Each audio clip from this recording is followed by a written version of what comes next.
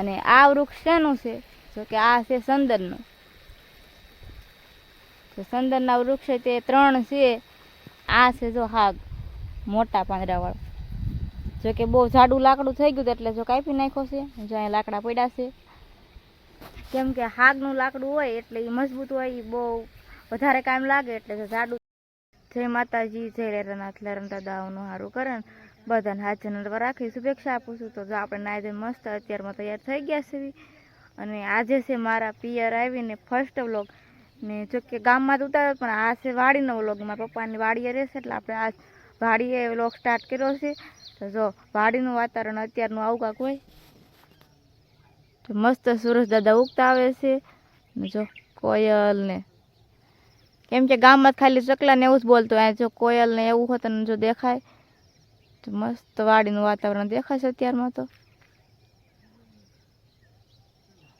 જો કે આ સવારમાં થોડોક ઝાકળ હતો એટલે સુરજ દાદા જો ઉગતા હોય ને એવું આમ મસ્તીનું વાતાવરણ દેખાય છે.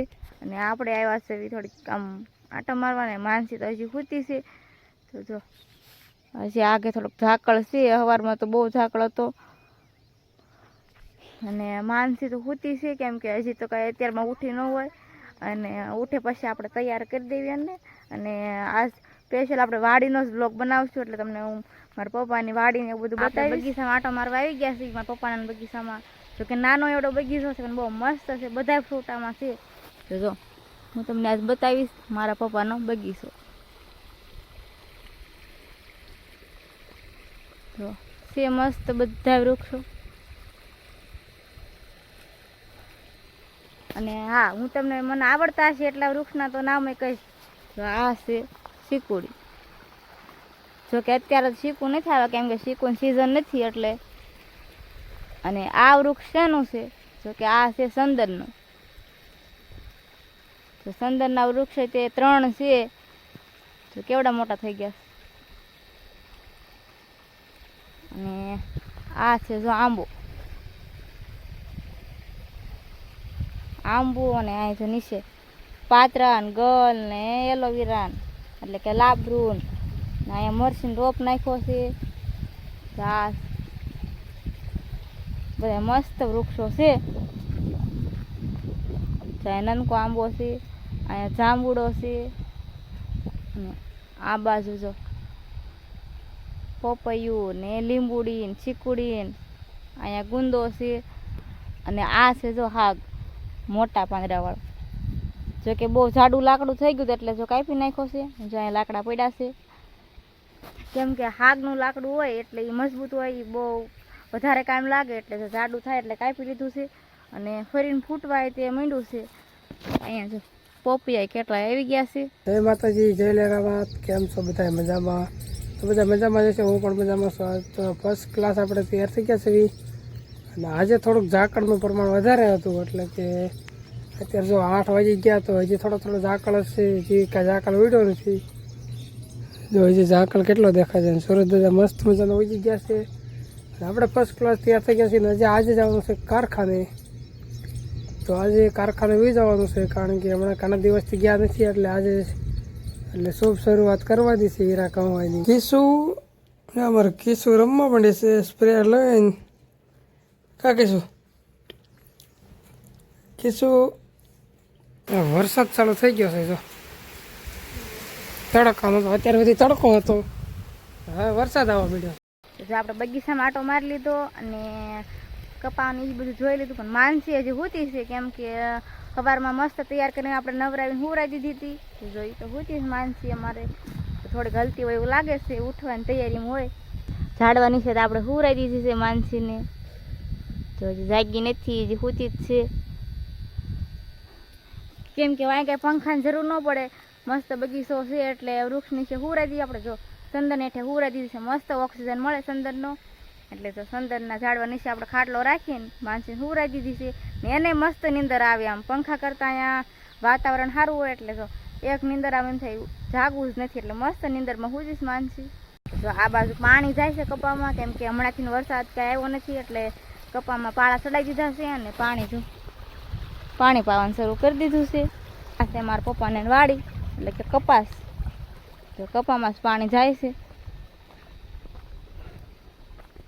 જો કેવડો કપા છે. એટલે ગઈ સાંજે પાળા ચડાવી દીધા, રાતે પાળા ચડાવ્યા હતા. અને જો પાણી જાય છે આપણે કપામાં જ. એક મૂકીને એક પાયું છે અને એક પાટલું કોરું છે. પછી પાણી વધે એટલે પછી પાઈ દેવાનું લાગટ.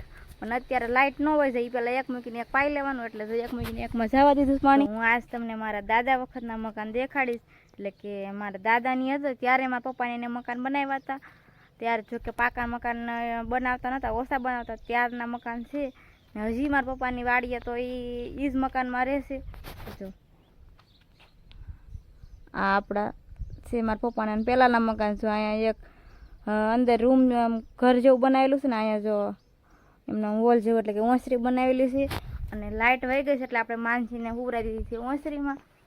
જો કે કોઈક છાંટા આવે છે, તડકો છે પણ છાંટા આવે છે એટલે માનસીને બહાર ન હુવરાવાય.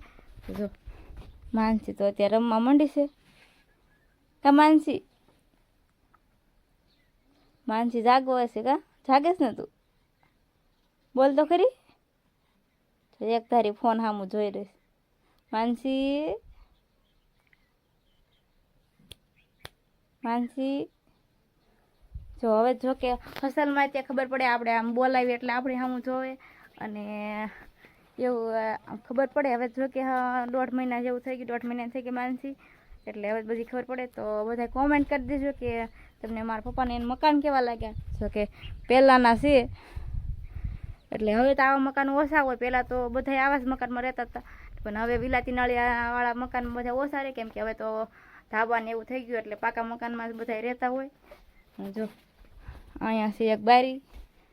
જો કે અહીંથી પવન આવે એટલે એ માટે બારી બનાવેલી છે ને. એક બારી જો અહીંયા છે, એમ કરીને 2 બારીઓ છે ને રૂમ છે. જો કે એમાં તો કબાટ ને એવું બધું પડ્યું છે વધારે વસ્તુ. ને રહેવાનું તો આમ ઓસરીમાં જ હોય એટલે પવન ને એવું બધું સારું આવે.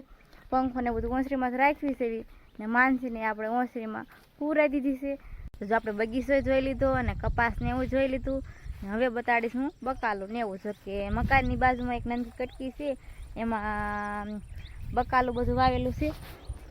તો જો અહીંયા રીંગણી, આ ગુવાર, ભીંડો અને મરચી અને જો ખાવા પૂરતા મગ, બધું થોડું થોડું વાવેલું છે. જો આ મગ છે અને અહીંયા છે માંડવી. જો કે આ નોખી જ તેમ નનકું પડું છે એટલે કે એવડું એમાં બધું ખાવાની ચીજ જ વાવેલી છે. માંડવી ને બકાલું ને એવું બધું. જો કે હજી આ બાજુ સોળી ને એવું બધું આ બાજુ આવ્યું છે. તો જો માંડવી વચ્ચે પછી પૂરી થાય એટલે જો આ સોળીને શાહ છે. જો 3 શાહ વાવેલા છે ને આ છે જો અડદ. અને એની બાજુમાં છે તલ ને જો રાય ને એટલે બધી ખાવાની ચીજ આ કટીમાં આવેલી છે. વાસડા મોર રાખી કાંડી મૂકી દીધી છે. અને હવે આપણે અત્યારે જવાનું છે વાડીમાં આંટો મારવા. એટલે કે આપણે માંડવીમાં પાણી જાય છે તો નાકો વાળવા જવાનું છે. નાકો વાળીને પાછા રાખી મુજબ કારખાને વી જવાનું છે. તો મિત્રો વરસાદ આવીને હરોડો આવીને રહી ગયું છે. અને હવે આપણે અત્યારે પડામ જઈએ છીએ કારણ કે 2 મોટરો ચાલુ છે અને માંડવીમાં પાણી જાય છે. તો એક નાકો વાળીને પછી આપણે વી જવાનું છે કારખાને. તો જો આપણે આજ વાડીનો સ્પેશિયલ વ્લોગ બનાવ્યો હતો. એટલે વાડીમાં હું વાવ્યું છે અને કેવી વાડી છે ને. તો જો હવે સાંજ પડી ગઈ છે એટલે આપણે આજનો વ્લોગ અહીંયા પૂરો કરીશું. તો જો દી હાથમાં ગયો છે ને બધા કોમેન્ટ કરીને જણાવજો કે અમારો આજનો વ્લોગ તમને કેવો લાગ્યો.